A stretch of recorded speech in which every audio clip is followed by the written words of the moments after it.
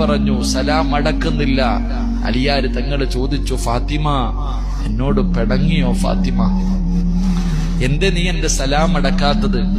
മണിയറയിൽ പിണങ്ങിക്കിടക്കുന്ന, കിടപ്പറയിൽ പിണങ്ങിക്കിടക്കുന്ന ഭാര്യയുടെ പിണക്കം മാറ്റുന്നത് പോലെ അലിയാര് തങ്ങൾ തന്റെ ഭാര്യയുടെ ഖബറിന്റെ ചാരത്ത് 1-ാമത്തെ രാത്രി പോയി ഇരുന്നിട്ട് ചോദിക്ക, എന്തേ ഫാത്തിമ നീ എന്റെ സലാം അടക്കാത്ത? എന്നെ മറന്നു ഫാത്തിമ?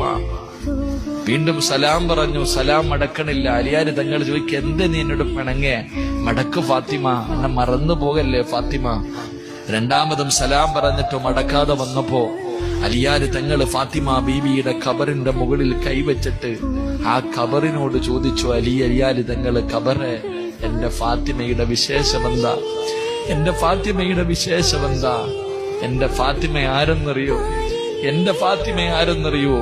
കല്യാണത്തിന്റെ 1-ാമത്തെ രാത്രി മണിയറയ്ക്ക് കത്തിച്ചിരിക്കുന്ന മുഖത്തോടെ കേറി വന്ന എന്നോട് ഖബറിനെ കുറിച്ച്, ഖബറിന്റെ ഏകാന്തതയെക്കുറിച്ച്, ഖബറിന്റെ ഞെരുക്കത്തെക്കുറിച്ച്, ഖബറിന്റെ അദാബിനെ കുറിച്ച് എനിക്ക് പറഞ്ഞു തന്നവളാ എന്റെ ഭാര്യ. എന്റെ മണിയറയിലിരുത്തിയിട്ട് ഈ മണ്ണറ മണിയറയാക്കാൻ മുസല്ല വിരിച്ചിട്ട് നിസ്കരിപ്പിച്ചവളാ ഫാത്തിമ. ആ ഫാത്തിമയാണ് നിന്റെ വയറിന്റെ അകത്ത് കിടക്കുന്നത്, ഈ ഖബറിന്റെ അകത്ത് കിടക്കുന്നത്. എന്റെ ഫാത്തിമയുടെ വിശേഷമെന്ത് എന്ന് ഖബറിന്റെ ചാരത്തിരുന്ന് കരഞ്ഞുകൊണ്ട് ചോദിച്ചു എന്ന് ചരിത്രം പറയുമ്പോ എന്റെ പ്രിയപ്പെട്ട